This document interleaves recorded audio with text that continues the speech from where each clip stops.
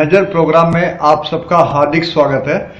आज का जो हमारा विषय है वो बांग्लादेशी मुसलमानों के ऊपर है कि हमारे भारत में जो बांग्लादेश से आए मुसलमान हैं उन्होंने जगह जगह अपने रोजगार स्थापित कर लिए और यहाँ पे जमते जा रहे हैं। तो इस विषय को लेके आज का हमने एपिसोड रखा है और इस एपिसोड में हमारे साथ हैं नरेंद्र जोशी जी जो बिल्कुल बीच में बैठे हैं। वह धर्म प्रसार प्रमुख विमानी विभाग विश्व हिंदू परिषद से हैं। उनके बगल में बैठे हैं अनिल आर्य जी जो एक सामाजिक कार्यकर्ता के तो है ही, साथ में एक धार्मिक विचारधारा के भी व्यक्ति हैं। और सबसे बाईं तरफ जो बैठे हैं वो हैं प्रदीप डागर जी। प्रदीप डागर जी गौ क्रांति मिशन के प्रांतीय संरक्षक हैं। और जो जोशी जी के बगल में बैठे हैं वो श्याम सुंदर यादव जी हैं जो हिंदू युवा वाहिनी के जिला प्रभारी हैं। और उनके साथ ही बैठे हुए बलबीर जी जो एक सामाजिक कार्यकर्ता हैं। तो आज का सबसे पहले जो हमारा विषय है वो विषय इसी चीज को लेके है। अनिल आर्य जी, आपने पिछले सप्ताह एक ज्ञापन दिया था इसी समस्या को लेके कि बांग्लादेश के जो मुसलमान हैं वो हमारे जिले में काफी हैं, तो इसके पुलिस को चाहिए कि कानूनी कार्रवाई की जाए। तो आप थोड़ा सा इसको बताएंगे कि कैसे? पवन जी, ये हमने 22 जुलाई को ज्ञापन दिया था अपने जितने समस्त हिंदू संगठन है रेवाड़ी के, उन्होंने सबने मिलके, और उनमें से 11 डेलीगेट्स हमारे शिष्टमंडल लेके गए थे ज्ञापन देने। और डीआरओ साहब ने वो जो है ज्ञापन रिसीव किया था और उसमें हमने उनसे ये रिक्वेस्ट करी थी कि 1 हफ्ते के अंदर अंदर ये कार्रवाई शुरू हो जानी चाहिए। लेकिन अभी तक जो अवैध रूप से ये रोहिंग्या और बांग्लादेशी यहाँ रेवाड़ी क्षेत्र में रह रहे हैं उनके खिलाफ कोई कार्रवाई दिखाई नहीं दे रही है। और जबकि जो है केंद्र सरकार ने भी स्ट्रिक्ट आदेश कर दिए हैं। इसी मानसून सत्र में जो है श्री नित्यानंद राय जो गृह राज्य मंत्री हैं उन्होंने संसद के अंदर जो है ये आदेश दिया है सारी ही देश के राज्य सरकारों को कि तुरंत जो है जो अवैध रूप से ये बांग्लादेशी और रोहिंग्या घुसपैठ कर चुके हैं उनकी पहचान करके उनको पकड़ा जाए, उनके खिलाफ कार्रवाई की जाए और उन्हें देश से निकाला जाए।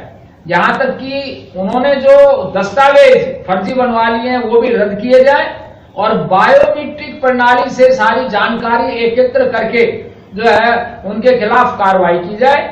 लेकिन मुझे आश्चर्य ये हो रहा है कि फॉलो अप राज्य सरकारों ने करना है और राज्य सरकार के आदेश का एग्जीक्यूशन जो है हमारा एडमिनिस्ट्रेशन करेगा, डिस्ट्रिक्ट के हमारे जिलाधिकारी करेंगे। तो हम तो पहले से ही पब्लिक की ओर से ये डिमांड उठाए हुए हैं कि जी इनको किया जाए। ये लोग जो है इस अपने यहाँ के प्रवास के दौरान कबाड़ वगैरह इकट्ठा करते हैं, उसको खरीदते हैं और उस बहाने जो है जिहादियों की रेकी करते हैं, चोरी चकारी और जो है डकैती तक की वारदातें कर देते हैं। मारकाट के अंदर भी इनका जो है शामिल जो है इनको पाया गया है। तो इनकी पहचान करके जो है इनको यहाँ से बाहर किया जाए। और इससे पहले मानेसर के अंदर जो है लोगों ने पंचायतें कर करके जो है इस प्रकार की कार्रवाई शुरू करी और वहां के जो है प्रशासन ने उनको जो है वहां खदेड़ दिया। उनकी पहचान करी तो सारे हजारों झुग्गियां जो है खाली पाई गई। लेकिन हमारा रेवाड़ी का जिला प्रशासन जो है वो किस बात से डर रहा है या किस बात से प्रभावित है हमारे समझ में नहीं आ रहा कि हम पूरे का पूरा शिष्टमंडल जो है हरेक अपने हिंदू संगठन से जाके उनसे रिक्वेस्ट कर रहा है कि ये करो। अगर जो है कल को कोई ऐसी अनहोनी घटना हो जाती है तो फिर उसमें पश्चाताप रहेगा। और क्या आप ये इंतजार कर रहे हैं कि यहाँ भी किसी का सर तन से जुदा हो फिर आप सचेत होंगे? लेकिन अभी तक जो है हमें तो पत्ता भी हिला हुआ प्रशासन की ओर से दिखाई नहीं दिया है कि कुछ जो है उन्होंने कार्रवाई की हो। तो हम जाएंगे, आज चले जाएं या फिर जब ऐसा हमारा प्रोग्राम बने तो अधिकारियों के रूबरू होकर हम उनसे पूछना आप चाहते हैं कि जो उन्होंने फॉलो अप जो है उस ज्ञापन के बारे में क्या किया। नरेंद्र जी, आप जैसे कि विश्व हिंदू परिषद से जुड़े हुए हैं और जो प्रदेश में और केंद्र में जो सरकार है वो भाजपा की है, आखिर जो प्रदेश सरकार है वो हमारी इतनी खामोश क्यों है, जबकि उत्तर प्रदेश में भी भाजपा सरकार है और इसमें भी, और आपका संगठन किस तरह से प्रयासरत है कि ताकि इस तरह की समस्या ना आए, बांग्लादेशी मुसलमानों को यहाँ शरण ना मिले? तो इस तरह की कोई कार्रवाई आपके संगठन की तरफ से हो रही है? पवन जी, बेशक कई विचारधारा का तालमेल होगा, लेकिन किसी भी भाजपा सरकार के कार्यों के प्रति या किसी भी गतिविधि के प्रति हम उत्तरदायी नहीं है, क्योंकि हम एक सामाजिक संगठन है। हाँ, समाज की चिंता करना हमारा कार्य है, सरकार चाहे किसी की भी हो, इसलिए हमारे लिए मायने नहीं रखता है। हाँ, एक हिंदू के नाते, एक समाज के कार्यकर्ता के नाते हमें अपनी बात कहने का हक है, प्रयास रहता है कि हम अपनी बात को उचित जगह पर उचित तरीके से पहुंचाएं। क्या है कि हमारा जो हिंदू समाज है वो पूरे विश्व के प्रति एक बंधुत्व का भाव रखता है, और कहीं पर भी अगर हमारा हिंदू अगर कहीं जा रहा है, किसी दूसरे देश में भी जा रहा है, तो अवैध रूप से जाना हमारी कोई इस तरह की कार्रवाई नहीं होती कि हम अवैध रूप से जाएं, वहां जाकर के कोई अवैध गतिविधियां करें। वहां के नियम के अनुसार हमारा हिंदू समाज वहां पर रहता है और उस देश की स्थिति को मजबूत करने के लिए कार्य करता है। ऐसा अनेक उदाहरण है, नाम लेने की आवश्यकता नहीं है, किंतु हमारे देश के साथ जो हो रहा है वो बहुत गलत हो रहा है। अवैध रूप से बांग्लादेशी हमारे यहां पर आ रहे हैं और उनको अन्य कारणों से अन्य संस्थाओं के द्वारा, अन्य व्यक्तियों के द्वारा उनको संरक्षण प्रदान किया जा रहा है। कुछ लोगों ने अपने डॉक्यूमेंट्स भी गलत तरीके से बनवा लिए हैं, और अभी भी एक बड़ी ऐसी संख्या हो सकती है जिनके पास में डॉक्यूमेंट्स नहीं होंगे अगर उनकी ठीक प्रकार से छानबीन की जाए। म्यांमार जो देश है वो, वहां पर बौद्धों का प्रभुत्व है, हिंसा में विश्वास नहीं रखते, लेकिन इन रोहिंग्यों ने ऐसी उनके साथ में हरकतें की कि उनको अपने स्वभाव के विपरीत, उनके विपरीत जो है उनको हथियार उठाने पड़े, और अब वो हमारे देश में आ गए। क्या उनका चरित्र बदल गया? क्या उनका स्वभाव बदल गया? जब तक उनको ठीक से आश्रय नहीं मिलता है तब तक वो अपनी छुप करके अपना किसी भी तरह से रहने का, खाने का अपना इंतजाम कर लेते हैं, और उसके बाद में फिर वो हमारे ही देश के प्रति, हमारे समाज के प्रति गलत तरीकों को अपनाते हैं, गलत गतिविधियां करते हैं। इतनी सारी जो चीजें हो रही हैं, समाज के विरुद्ध हो रही, देश के विरुद्ध हो रही हैं, उनमें अधिक संख्या इन्हीं लोगों की है, चाहे वो चोरी हो, चाहे वो डकैती हो। और फिर इनकी जो विचारधारा है सरतन से जुदा करने की, हम कैसे भरोसा कर लें कि उदयपुर जैसी घटना और महाराष्ट्र में जो अमरावती में जो घटना हुई थी वो हमारे रेवाड़ी में नहीं होगी? क्या हम हिंदुओं की जान इतनी सस्ती है क्या हम इनके हवाले कर दें? ऐसा हम नहीं चाहते, इसलिए हम प्रशासन को, सरकार को सचेत करना चाहते हैं कि आप अपनी गतिविधियों को, जो आपकी जो ये जो करने की कार्रवाई है, इसको समय पर सही तरीके से करें, और अगर हमारे किसी सहयोग की आवश्यकता है तो हम वो करने के लिए तैयार हैं, लेकिन हमारा रेवाड़ी सुरक्षित रहे, हमारा समाज सुरक्षित रहे, हमारा प्रांत सुरक्षित रहे, ये जिम्मेदारी हम सबकी है और प्रशासन और सरकार की विशेष रूप से जिम्मेदारी है। इस कार्य को शीघ्र करने की आवश्यकता है। अब जैसे गौ रक्षा की बात आती है, गौ रक्षा के लिए हमारे रेवाड़ी में अच्छे अभियान चल रहे हैं, जैसे युवा वाहिनी संगठन हिंदू युवा वाहिनी की तरफ से भी है, और जो हमारे प्रदीप डागर जी इनका गौ क्रांति मिशन है, ये भी अच्छा, ये सक्रिय है। तो दोनों सक्रिय है और प्रशासन इनका सहयोग भी करता है, कहीं जरूरत पड़ती है पुलिस की या किसी और की तो वो भी साथ देने के लिए तैयार हो जाते हैं। तो इसी तरह इसमें भी कोई हमारी एक पहल हो जिस तरह से प्रशासन इस विषय को भी नजरअंदाज ना करे। तो प्रदीप डागर जी, आप बताइए कि कैसे हम लोगों को मूव करना चाहिए ताकि पुलिस हमारा साथ दे और इनकी जांच करके इन्हें यहाँ से भगाया जाए। नमस्कार सभी साथियों को। देखिए, जैसा आदरणीय महोदय जी ने अभी बताया, नरेंद्र जोशी जी ने, आदरणीय अनिल आर्य जी ने, निश्चित रूप से विषय वही है कि क्या हम किसी चीज का, किसी बड़ी घटना का इंतजार कर रहे हैं। क्योंकि प्रशासन को तो हमने लगभग एक हफ्ता पहले लिखित रूप से ज्ञापन दिया था एक शिष्टमंडल के माध्यम से, तो पुनः उसी चीज को हम इस वीडियो के माध्यम से भी अपील करेंगे और वहां पे प्रशासनिक अधिकारियों के साथ मिलकर भी मीटिंग करेंगे कि जी इस विषय में कहां तक उनकी जांच पहुंची है, नहीं पहुंची है, तो उसका क्या कारण है। अगर कहीं पे कोई जांच मंदी चल रही है या कोई रुकावट है तो बताएं, वो बातें जनता के आगे आए। और निश्चित रूप से प्रशासन अपना काम करेगा, लेकिन जैसा आदरणीय अभी नरेंद्र जोशी जी ने बताया है कि ये सिर्फ प्रशासन के भरोसे का भी काम नहीं है। प्रशासन अपना काम करेगा, लेकिन हर व्यक्ति का अपनी एक नैतिक जिम्मेदारी है अपने राष्ट्र के प्रति, अपने धर्म के प्रति, अपने समाज के प्रति, कि वो अपनी भूमिका निभाए और अपने आसपास जो भी संदिग्ध अवस्था के अंदर कोई व्यक्ति रह रहा है या कोई संदिग्ध व्यक्ति नजर आ रहा है तो उसको तुरंत जो है प्रशासन को उसकी सूचना जाए। जो हमारे अलग अलग संगठन बने हुए हैं, संगठनों के माध्यम से वो हमारे से को सूचना दे, ताकि हम उस बात को एक समाधान की तरफ ले जा सके। क्योंकि प्रत्येक व्यक्ति को जागरूक होना पड़ेगा। ये सिर्फ एक प्रशासन की या संगठन की बात नहीं है, ये प्रत्येक नागरिक का विषय है।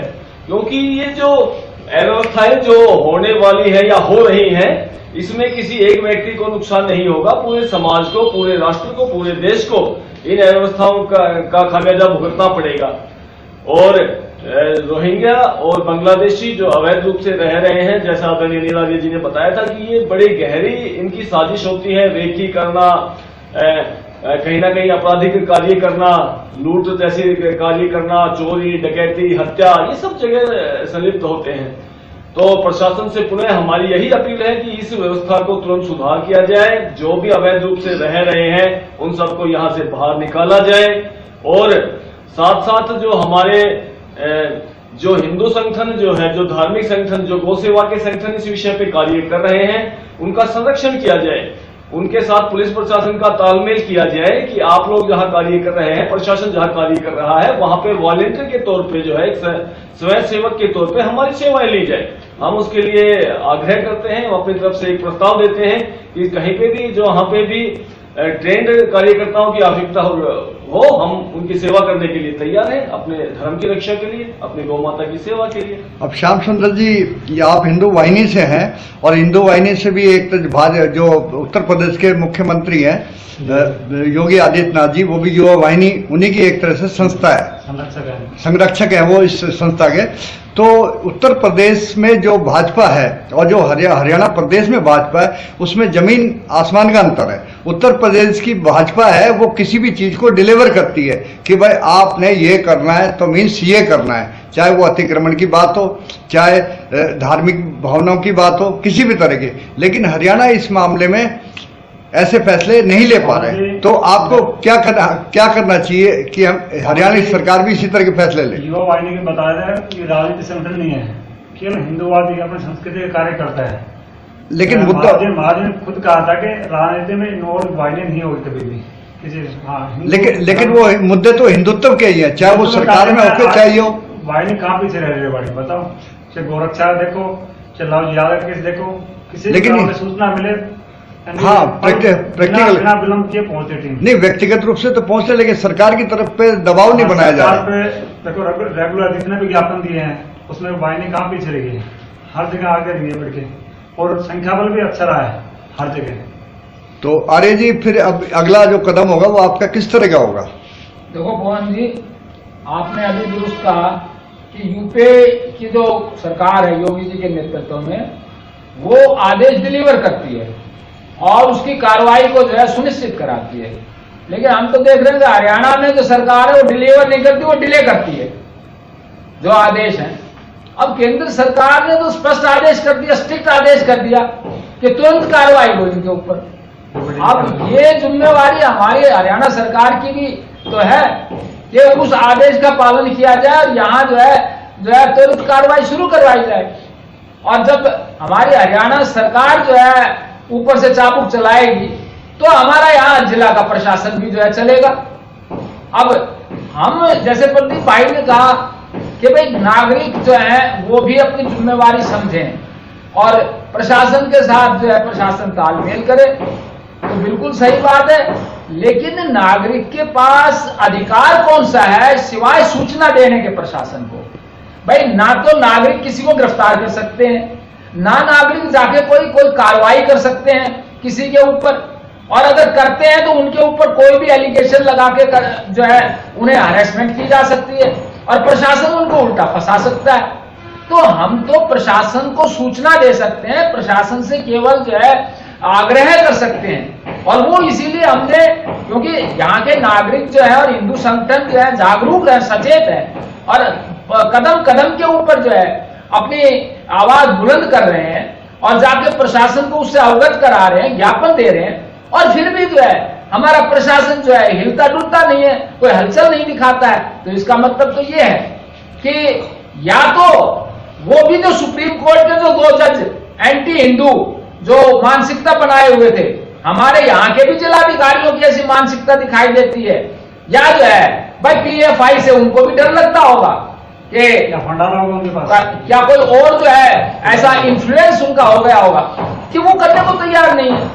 भाई या कार्रवाई हो रही होगी, कागजों में हो रही होगी, ग्राउंड पे तो कुछ अब तक दिखाई नहीं दिया है ना। जिन्होंने ज्ञापन दिया उनको कोई किसी ने पूछा गया है कि बताओ भाई हम कर रहे हैं, आके कोऑपरेट करो। हमने तो उस ज्ञापन में स्पष्ट लिखा है कि हम आपके साथ चलने को तैयार हैं, आपकी टीम जो है वो खड़ी हो जाए जाके ज्योतियों में, हम डॉक्यूमेंट्स वगैरह में सब आपकी जो है फौरी हर तरह से सहायता करेंगे। और हमने तो सूची तक दी है कि रेवाड़ी के इन स्थानों के ऊपर इतनी सैकड़ों झुग्गियां जो बनी हुई हैं, लेकिन फिर भी अब तक कोई पूछताछ नहीं है। तो भाई अब हमें फिर जो है उनके पास जाना पड़ेगा कि जी बताओ हमें क्या फॉलोअप जो है आप लोगों ने किया है। और वो तो अभी नरेंद्र जोशी जी कह रहे थे कि उदयपुर के अंदर जो है कन्हैया लाल टेलर का गला काट दिया, अमरावती में जो है उमेश कोले का डाल दिया। अरे हरियाणा में भी तो उनकी आग पहुंच चुकी है, फरीदाबाद के अंदर देवेंद्र हिंदू का गला काट दिया, कर्नाटक के अंदर जो है भाजपा के ही एक जो है कार्यकर्ता का जो है वो सिर पे कुल्हाड़ी मार के उसका हत्या कर दी गई है। तो ये तो अब फरीदाबाद में हुआ, कल को रेवाड़ी में होगा। तो क्या ये प्रशासन जो है यहाँ भी किसी के सिर को तन से जुदा होने की जो है प्रतीक्षा कर रहा है कि फिर जो है ये कुछ उसके ऊपर जो है प्रतिक्रिया दिखाएंगे? तो ये तो बड़े ही जो है निराशाजनक सी बात और निराशाजनक सी इनकी वो जो है कार्रवाई दिखाई दे रही है। तो फिर भी हम उनके पास जाएंगे और रूबरू आमने सामने SP साहब से भी ये पूछना चाहेंगे, DC साहब से भी पूछना चाहेंगे कि साहब ये विलंब क्यों हो रहा है? जब यूपी के अंदर एकदम फौरन कार्रवाई डिलीवर की जाती है तो आप लोग डिले क्यों कर रहे हैं? तो ये हम इच्छुक हैं और शायद आज ही उनसे जाके मिले कि भाई या कार्रवाई करो या फिर जो है हिंदू समाज को हाथ खुले छोड़ दो।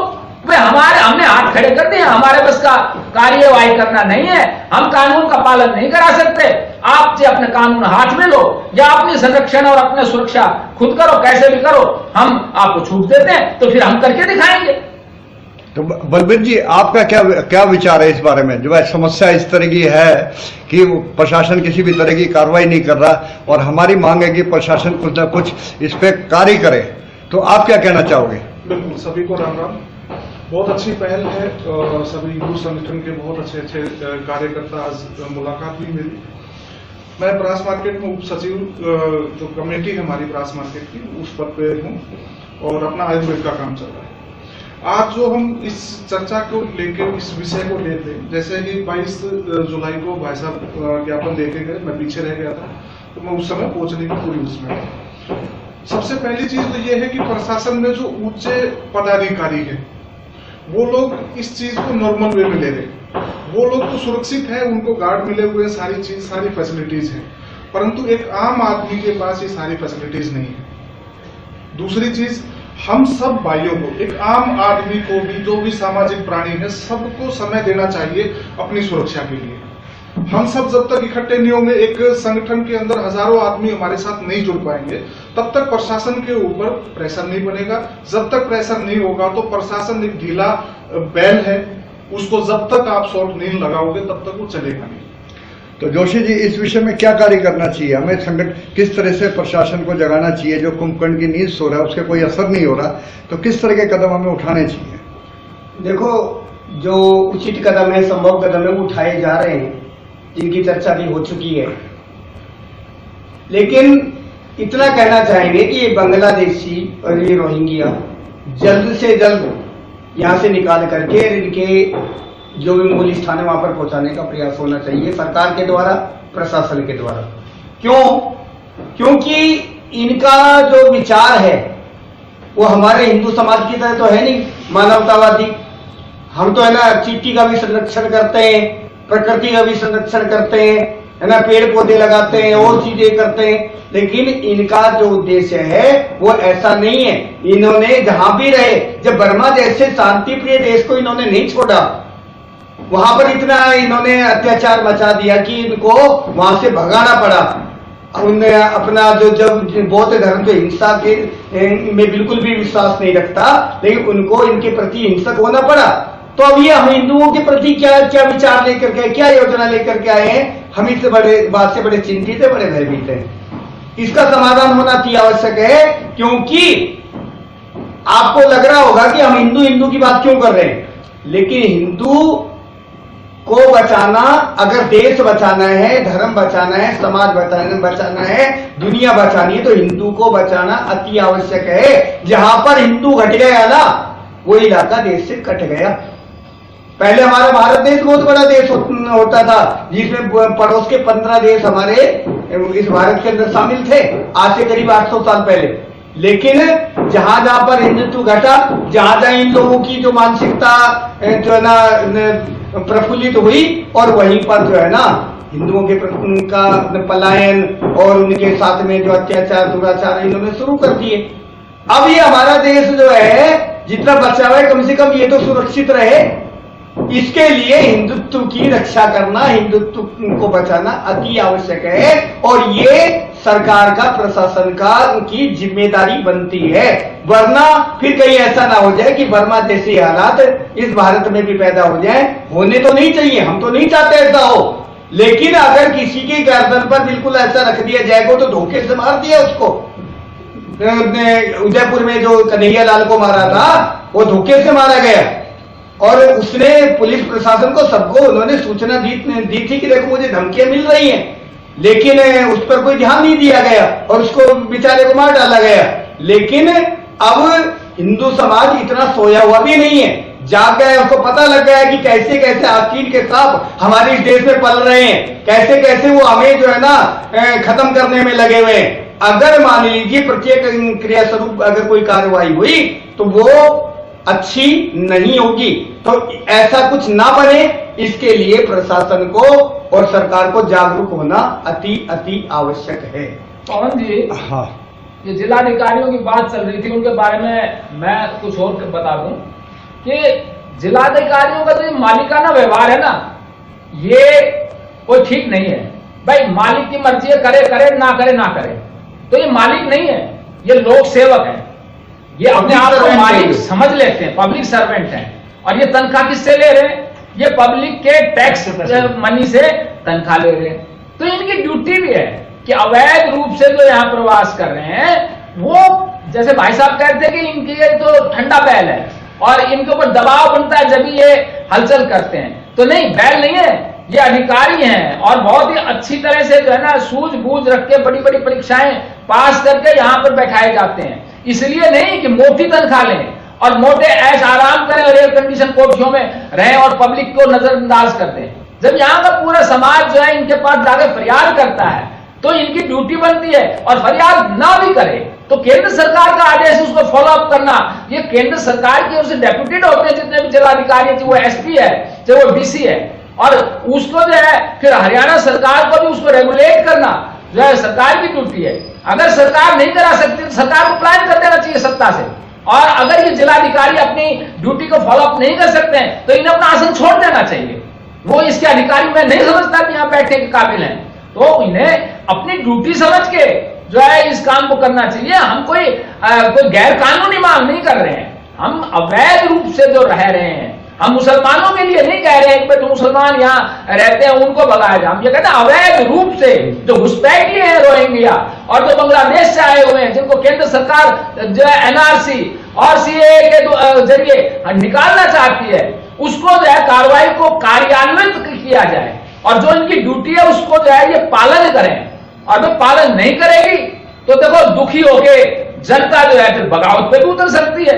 उसमें हम तो किसी को कहने वाले नहीं, लेकिन दुखी मरता क्या न करता, डिफेंसिव ऑफेंस भी कर जाएंगे। उसके अंदर फिर ये उल्टे उनको हरेसमेंट करेंगे, उनको अरेस्ट करने की ड्यूटी करवाएंगे। अरे हम जब जुलूस लेके जाते हैं, हम जब डेलीगेशन या डेपुटेशन लेके जाते हैं कि 100 सिपाही जो है, अधिकारी जो है, घेर के हमारे जुलूस को चलते हैं, लेकिन ये एक 10 आदमी के दरोगा के साथ टीम जो है झुग्गियों के अंदर नहीं खड़ी कर सकते था। हमारे कार्यकर्ता है, उनको जाके उनके कागज निकलवा के इनकी मदद कर दे और उनको यहां से जो है दफा करवाएं, लेकिन उसके लिए तैयार नहीं है। पता नहीं है कागजों में भी करते हो ना करते हो, और इनके दरोगा जो है वो कागजों के अंदर ही जो है उनके कागजों को देख के जो है ओके रिपोर्ट दे रहे हो, लेकिन हमें मैदान के ऊपर कोई कार्रवाई नहीं दिखाई है। इसलिए हम तो मानते हैं कि हमारे जिले का प्रशासन जो है बिल्कुल निष्क्रिय प्रशासन है, और अगर नहीं किया तो हम तो अब इन अधिकारियों के खिलाफ विरोध प्रदर्शन करके सरकार से मांग करेंगे कि यहां से इनको तुरंत बदला जाए और हमें यहाँ क्रियाशील अधिकारी दिए जाए जो जनता की आवाज को सुनकर उसका जो है दुख दर्द को दूर करने के लिए इस कुर्सी पर बैठे। अब यहाँ के जो जिला उपायुक्त है या पुलिस अधीक्षक है, इन्होंने एक तरह से शहर में पूरी वाई लूट रखी है कि एसपी अपने काम को पूरी तरह कर रहे हैं, जिला उपायुक्त अपने काम को पूरी तरह कर रहे हैं, लेकिन इस मुद्दे के ऊपर दोनों की तरफ से खामोशी है। तो प्रदीप जी, अब क्या कदम बढ़ाना चाहिए कि इनको भी जगाया जाए, इनको इस मिशन के लिए तैयार किया जाए और इन पे एक दबाव बनाया जाए कि ये जल्दी से जल्दी एक लिस्ट तैयार करें जो बांग्लादेशी मुसलमान यहाँ पे हैं और उनको यहाँ से भगाया जाए। तो कैसे करना चाहिए इनके? ऐसा है कि ये तो देखिए एक दबाव का विषय बनेगा। अगर पहले एक बार एक शिष्टमंडल उनसे मुलाकात करेगा, उसके बाद में अगर बात नहीं सुनी जाती है तो निश्चित रूप से विरोध प्रदर्शन होगा वहां पे, और एक बड़ी संख्या बल में जो है सचिवालय के आगे हम प्रदर्शन करेंगे। इस काम को क्रियाशील करवाने के लिए प्रतिबद्ध रहेंगे। नहीं, अभी जैसे हम लोग ज्ञापन दे रहे हैं किसी भी हिंदू चीज के ऊपर, मुद्दे के ऊपर ज्ञापन दे रहे हैं, वो ज्ञापन कभी कोई ले लेता है, कभी कोई ले लेता है, लेकिन जो जिनके ऊपर जिम्मेवारी है, मान लो हम पुलिस अधीक्षक से भी नहीं मिले, एसपी से हम लोग मिले नहीं है। देखिए डीसी साहब दरबार लगाते हैं, हाँ, हमारा कोई निजी काम नहीं है, हम समाज की सुरक्षा चाहते हैं, लेकिन उनके पास में हमारा ज्ञापन लेने के लिए भी समय नहीं है। हमारी जो बातें वो सामूहिक है, समाज के हित में है, कोई हमारा कोई निजी स्वार्थ नहीं है, कोई हमारा कोई प्रॉपर्टी का कोई झगड़ा नहीं है, लेकिन जब हम ज्ञापन देने के लिए जा रहे हैं समाज के हित के लिए, समाज की सुरक्षा के लिए, उनके पास हमारा ज्ञापन ही लेने का टाइम नहीं है ना। लेकिन चलो कोई बात नहीं, नियुक्ति ना जी नहीं, इसका प्रोसेस क्या होता है जी, जैसे नियुक्ति तो डीसी साहब ही करते हैं कि भाई कौन लेगा ना, और वो फॉरवर्डिंग लेटर उसके माध्यम से जाता है, वो ज्ञापन डीसी साहब के पास दिए ना उनको। तो अब हम कहेंगे कि चलो कोई बात नहीं, लेकिन एक बात है, जैसे ज्ञापन हमने देना, उन्होंने आगे फॉरवर्ड कर देना, उसने आगे फॉरवर्ड कर देना, लेकिन जो हमारे मन में बात है, जो आपकी मांग है, वो उनके दिल को नहीं छुपा रही, वो एक फॉर्मेलिटी के रूप में निकल रही है, हमें ऐसा ही लग रहा है, बाईपास कर रहा है। तो इसलिए ऐसा होना चाहिए कि हम जितने भी धार्मिक संगठन हैं सबको मिलकर फेस टू फेस जिला उपायुक्त से और पुलिस अधीक्षक से बात करनी चाहिए और उनको इस कार्य के लिए हमें प्रेरित करना चाहिए। तो मेरा कहना तो ये हम बार बार मिलेंगे, बार बार आवाज उठाएंगे, बार बार बात करेंगे। झुग्गियां फैली हुई है, पूरा रेवाड़ी घेरा हुआ है, और वो लैपटॉप आईफोन लेके बढ़ते हैं झुग्गियों में। वो गरीब नहीं है, आप सोचो उनके बारे में, जो लैपटॉप आईफोन लेके झुग्गियों में बढ़ रहे हैं, वो कैसे आदमी हो सकते हैं, उनका प्लान क्या हो सकता है? सारी सुविधाएं मौजूद है उनके पास, झुग्गियों के नाम झुग्गी है, सुविधाएं रेवाड़ी को कवर किया हुआ है, छावनी कवर करते ना किसी उसको, पूरा रेवाड़ी घेरा हुआ है। एक हर चीज के डिले करने का कारण ये भी हो सकता है कि हम जो धार्मिक संगठन के पदाधिकारी तो हैं, हो सकता है हमारे से कार्यकर्ता भी 150 जुड़े हैं, ये भी एक सच है, लेकिन जो एक विशेष जो हिंदू समूह है, जो आम जनता है, वो हमारे साथ नहीं है। ये भी तो एक कारण माना जा सकता है कि वे प्रशासन नहीं आता है, किसी भी काम में 60% कभी नहीं आते, 10% इन्वॉल्वमेंट होता है, इसलिए सभी जगह सब काम हो। हमने पब्लिक की तरफ से वो ज्ञापन दे दिया तो सरकार करना चाहिए काम। अब आगे अपना क्या अगला कदम क्या होगा? मैं तो प्रशासन की इस मामले में मिली भगत समझता हूँ। देखो, इन झुग्गियों के अंदर बिजली विभाग दे रहा है, मीटर से नहीं दे रहा, चोरी से दे रहा है, और उनके लाइनमैन वगैरह जो है उनसे रिश्वत ले रहे होंगे, और दूसरी क्यों नहीं करते, उनकी दूसरी सुविधाएं भी उनको उपलब्ध हो रही है, उनके लिए नल भी लगाए जा रहे हैं, उनको पानी की भी सप्लाई हो रही है, उनके बच्चों को शिक्षा भी दी जा रही है, स्कूलों में दाखिले भी दिए जा रहे हैं, लेकिन कोई वेरिफिकेशन नहीं हो रही। तो मैं तो प्रशासन की इस मामले में मिलीभगत समझ रहा हूं, और नेताओं की भी जो यहां से एमएलए रहे, मंत्री रहे, उनकी भी मिलीभगत रही है। कैप्टन अजय सिंह के टाइम में बताया जाता है कि सबसे ज्यादा ये बांग्लादेशी और रोहिंग्या जितने भी हैं, ये इनके आधार कार्ड वगैरह डॉक्यूमेंट्स बनवाए गए। तो ये राजनेता भी जो है इनकी भी मिलीभगत है। अब सरकार हिंदूवादी है और हिंदू के नाम के ऊपर सरकार आई है, तो अब हम उससे उम्मीद करते हैं कि भाई वो तो जो है इनसे मिली, मुस्लिम जो है कांग्रेस जो है ये तो एक मुस्लिम लीग का दूसरा नाम है, तो इसको तो हम मुस्लिम पार्टी समझते हैं। लेकिन हिंदूवादी सरकार होते हुए और यहां हमारे फरीदाबाद के अंदर देवेंद्र हिंदू की जो है हत्या कर दी जाती है, सत्तन से जुदा की धमकी देकर कर दी जाती है, और इसी तरह जो है ये आग फैलती जा रही है। तो अभी हिंदूवादी सरकार का कितना फर्ज बनता है कि इसको रोके? क्यों नहीं योगी मॉडल जो है यहाँ हरियाणा में भी अपनाया जाता है? तो अगला कदम क्या होगा आपका? प्रशासन पे कैसे दबाव बनाया जाए? पर पहला तो अभी यही है कि एक बार हमारा फर्ज बनता है उनके पास जाके रूबरू आमने सामने उनसे पूछें, जैसा प्रदीप भाई ने कहा जी क्या कोई दिक्कत है, कोई हमारे सहयोग की जरूरत है तो की जाए। हफ्ता भर हो गया हमने जो है ज्ञापन दिया था, लेकिन हमें कोई प्रतिक्रिया दिखाई नहीं दी, ना आप लोगों ने हमसे संपर्क कोई किया है। अगर आप कर सकते हैं तो ठीक है, नहीं कर सकते तो हमें बता दिया जाए, फिर हम जो है सरकार से सीधी जो है वो बात करेंगे। हम बार बार गुहार लगाने के पक्ष में मैं तो हूं नहीं कि आए और इनकी चौखट के ऊपर जो है इकट्ठे हों और फिर इनसे उम्मीद करें कि ये कार्रवाई करें। हम तो अब अनिल विज जी का घेराव करेंगे फिर जाके, क्योंकि आप बता चाहे हमें अंबाला में जाना पड़े उनके घर के ऊपर, कि हमें सुरक्षा देने की जिम्मेवारी अब आपने ली थी, तो अब आप क्या कर रहे हैं? और अनिल विज जी तो काफी तेज तरार जो है नेता हैं, और वो जो है कार्य को व्यवहार में लाने की उनकी ख्याति है, तो उनसे उम्मीद करेंगे। और इन अधिकारियों को फिर जो हम यहाँ रहने भी नहीं देंगे, हम कहेंगे यहाँ से बदले जाए, हमें यहाँ कार्य कुशल अधिकारी दिए जाए जो जनता की सुरक्षा कर सके। लेकिन फिलहाल हम यही चाहेंगे कि भाई हो सकता है कोई रुकावट आ रही हो सकता है कोई प्रोसीडिंग उन्होंने कार्यों में चला रखी हो, और जो थाना प्रभारी है वो उसे मैदान के ऊपर अगर नहीं उतार, अगर कार्य करने में किसी प्रकार की संपर्क जरूर करेंगे। अगर कार्य करने में, इस कार्य को करने में उनको किसी प्रकार की कोई असुविधा हो रही, कोई विलंब हो रहा है, तो कम से कम सूचना तो करें कि हम इस टाइम में नहीं कर पाएंगे, लेकिन इतने टाइम बाद में हम कार्य करेंगे, कुछ तो हमें आश्वासन मिले। तो बलबीर जी आपका क्या विचार है? आप इन सबकी बात से सहमत है? बिल्कुल 100% सत्य है। और अभी जैसे पीछे मानेसर के अंदर जब ये रोहिंग्या ने बस्तियां खाली की, तो रेवाड़ी में इन लोगों की जो कुतुबपुर में मैंने खुद देखा है, लगभग 100-150 नए बच्चे जो 18 से 25 की रेंज में है, जिस तरीके से वो आदेश करते हैं उसी तरीके से वो लोग अपना काम करते हैं। तो रेवाड़ी बहुत जल्दी ऐसा होने वाला है जैसा एक अल्पसंख्यक वाली जगह के अंदर हिंदू जहां अल्पसंख्यक था, वहां जो सिस्टम इन लोगों ने लागू किया उस तरीके की वारदातें होने जा रही है। अब बात यह है कि हम लोग इसके प्रति कितने सचेत हो। सचेत का मतलब ये हो गया कि आज हम जाके डीसी साहब को या एसपी साहब को जो ज्ञापन दोबारा से उनसे बातचीत करेंगे कि अभी तक हुआ क्या है, इस काम को आगे हम सुचारू रूप से ढीला नहीं छोड़ेंगे, चाहे ये प्रशासन ठीक हो ना हो, हम आगे तक की जाके इस चीज को लागू कराएंगे। आज का हमारा एपिसोड यहीं खत्म होता है। आप सबका धन्यवाद। जय श्री राम।